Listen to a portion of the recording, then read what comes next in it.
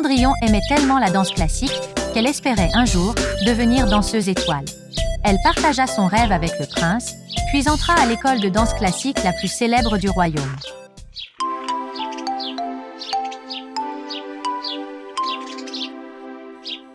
Alors, tu vas à l'école de danse? C'est génial! Oui, Pofu. Je veux vraiment devenir une danseuse étoile. Je suis sûre que tu danseras super bien. J'ai hâte de voir ton magnifique spectacle. Pendant que Cendrillon et Pofu discutaient, Sera passait par là. L'école de ballet? D'où vient-elle? Il y a toujours quelque chose de nouveau avec elle. Sera a aussitôt annoncé la nouvelle à sa mère, Rosa. L'école de ballet, tu dis? Hein? Tout le monde va l'adorer. Et une fois de plus, le prince sera sous le charme. Je n'aime pas cette fille. Elle a toujours eu du succès dans ce qu'elle fait. On ne va pas attendre qu'on la félicite. Qu'est-ce que tu veux dire? Qu'est-ce qu'on va faire? Tu vas aussi aller à cette école de ballet. Oui, youpi! Merci, maman!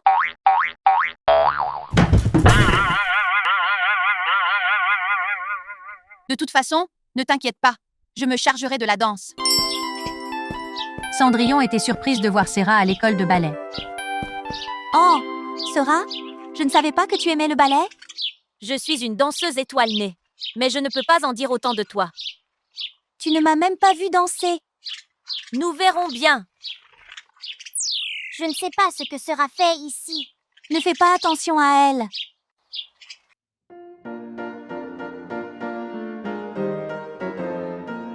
Le cours a commencé, et Cendrillon n'a eu aucun problème à faire les mouvements. Bravo, Cendrillon!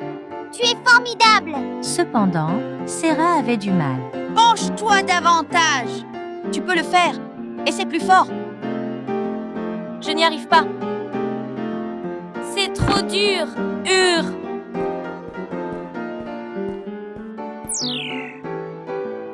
Waouh!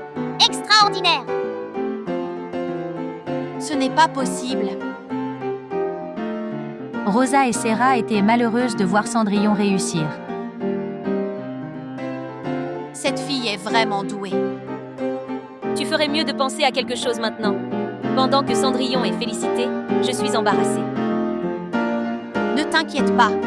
Cendrillon sera humiliée à la répétition de demain.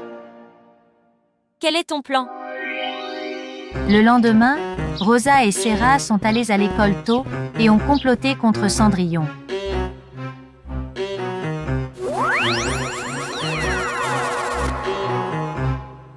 Je ne voudrais pas être à sa place.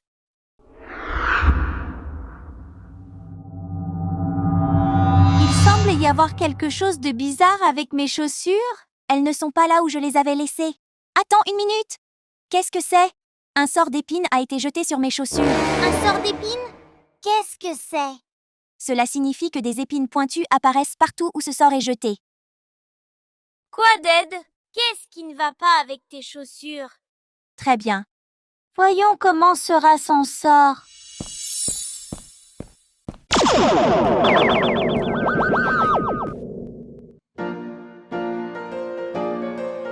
Lorsque le cours a commencé, les yeux de Rosa étaient fixés sur Cendrillon. Les épines vont bientôt commencer à pousser. Ouch! Quelque chose me pique les pieds. Qu'est-ce qu'il y a? Sera? Qu'est-ce que tu fais? Les filles, regardez-la! N'approchez pas! Laissez-moi tranquille! La direction de l'école a décidé d'expulser Sera parce qu'elle avait échoué à ses cours. Il me renvoie de l'école? Comment est-ce possible? Il pense manifestement que tu n'es pas aussi bonne que les autres. Tu dois être diplômée de cette école pour le spectacle au palais. C'est alors que quelque chose d'inattendu est arrivé. Ne t'inquiète pas, je m'en occupe. Sera ira à l'école. Tu t'en es occupée? Pourquoi? Ce ne serait pas bien d'exclure quelqu'un du palais. Il ne pouvait pas refuser une princesse. Sera n'aimait pas cette école de toute façon. Mais puisque vous insistez, elle continuera à y aller. Enfin, les cours étaient terminés et les élèves ont reçu leur certificat de réussite. C'était aussi le cas de Cendrillon et de Serra. Je suis fière de toi, Cendrillon. Tous les yeux étaient tournés vers le récital de ballet que les élèves avaient préparé pour le palais. Tu participeras au spectacle au palais. Tu en es sûre? Bien sûr, le prince te verra absolument. Elle danse magnifiquement le ballet. Cette fois, elle n'a aucune chance. J'ai élaboré le plan parfait.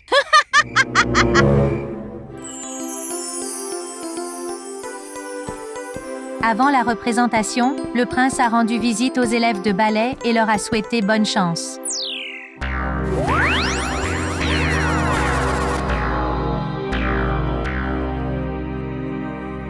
Maman, quel sort as-tu jeté sur le thé?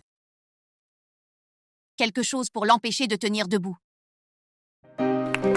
Les élèves sont apparus sur la scène et ont exécuté ce qu'ils avaient répété.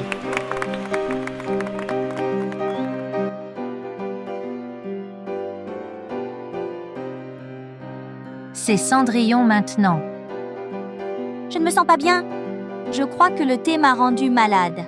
Je dois me jeter un sort de guérison pour aller mieux. Pofu, occupe-toi de tout ça. Je reviens tout de suite.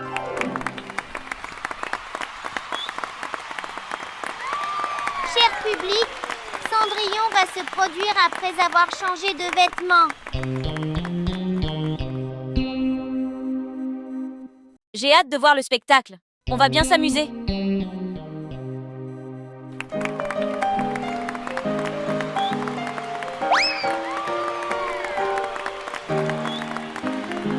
Brava!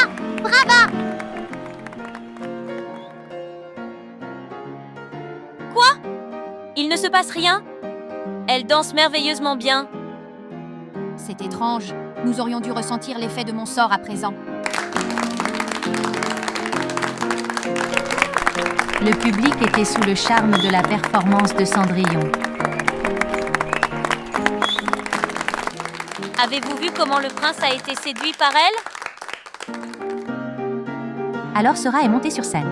Malheureusement, les choses ne se sont pas passées comme elle l'avait espéré. Qu'est-ce qui m'arrive? J'ai la tête qui tourne. Sora, qu'as-tu fait? Tu as bu le mauvais thé. Descends, Serra, descends. Oh là là! Tout tourne!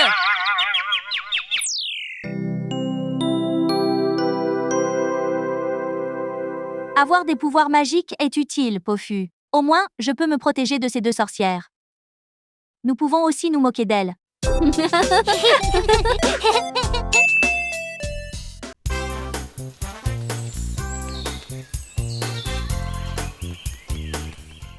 Dites-moi, comment s'est passée votre journée? Nous avons appris sur l'Égypte ancienne en cours d'histoire aujourd'hui. Très bien.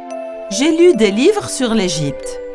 C'est l'une des plus anciennes civilisations. Maman, tu penses que les pharaons étaient de mauvaises personnes? Pourquoi cette question maintenant? À cause de ce que notre professeur nous a dit.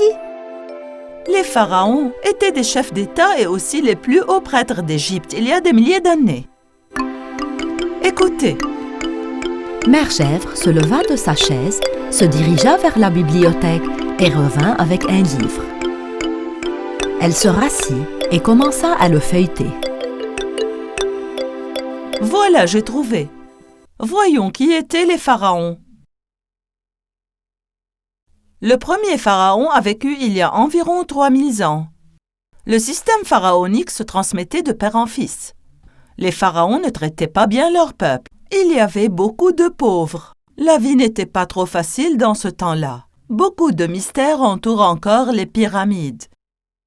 Par exemple, pour faire peur aux autres, certains des pharaons portaient des masques étranges. Quand ce fut l'heure de se coucher, les petites chèvres s'endormirent tout de suite.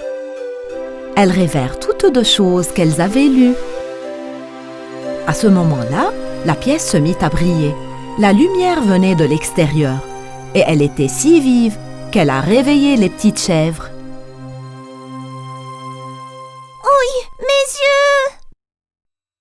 Les petites chèvres ouvrirent la fenêtre pour découvrir d'où venait la lumière. Elles aperçurent un énorme objet rond, ressemblant à un ovni. Il était si brillant qu'il était aveuglant. Mais qu'est-ce que c'est? Juste à ce moment-là, la lumière de l'objet lumineux disparut et une porte s'ouvrit. Un hibou très vieux apparut à la porte.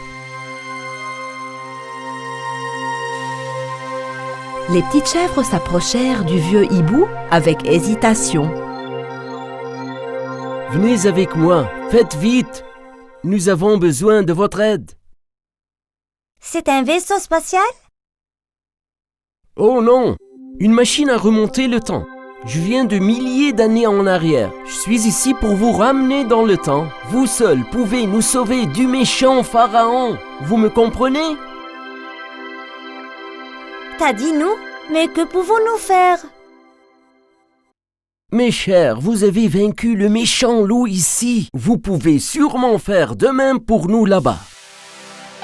Les petites chèvres se regardèrent les unes les autres. Elles ne savaient pas quoi faire. Le vieux hibou avait l'air impuissant, alors elles eurent pitié de lui. Nous devons l'aider alors. Les petites chèvres entrèrent dans la machine à remonter le temps. La machine s'illumina à nouveau et puis elle disparut.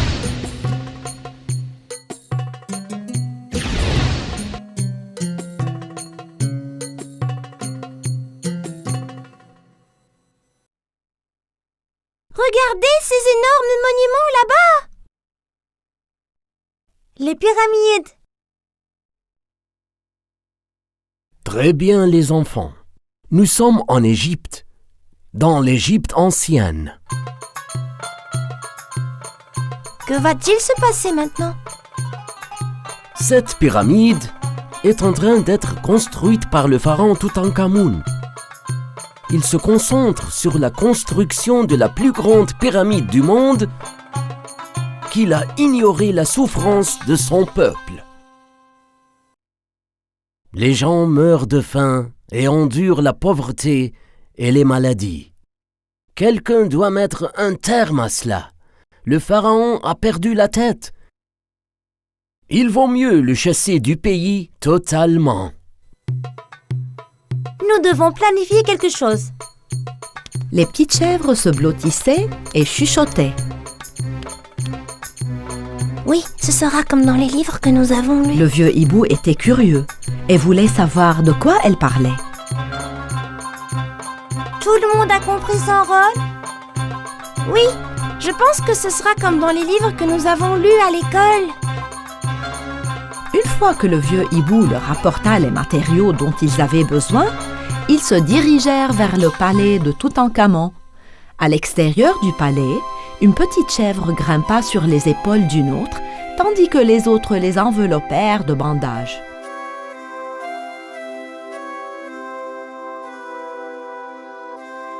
La porte de la salle du trône du pharaon s'ouvrit et une voix se fit entendre de l'intérieur. C'est quoi ce bruit? Qu'est-ce qui se passe? Qui ose me déranger?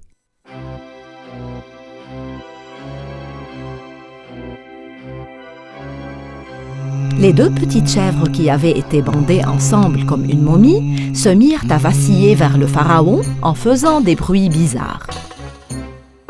Qui êtes-vous? Garde! À l'aide! Garde! Une de petites chèvres appuya sur le bouton du lecteur de musique. C'est alors que l'on entendit une voix ressemblant à celle du père du pharaon. Le pharaon ne savait pas quoi faire et avait très peur. Papa! Mais c'est impossible! Papa, pardonne-moi s'il te plaît, je ne te défierai plus jamais! Vous pouvez lui donner une autre chance, monsieur. La momie des petites chèvres repartit en titubant dans le sens où elle était venue et disparut derrière la porte.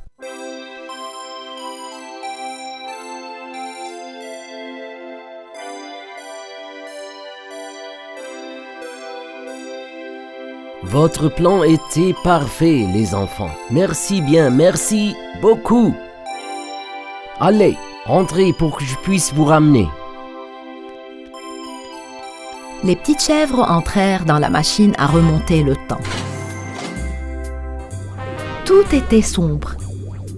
Puis tout s'éclaira à nouveau. Les petites chèvres se retrouvèrent dans leur lit. Ils se regardèrent les unes les autres. La fenêtre qu'ils avaient ouverte plus tôt était fermée. C'était comme s'ils n'avaient jamais quitté leur chambre. Tout cela était-il réel? Ou avons-nous fait tous le même rêve?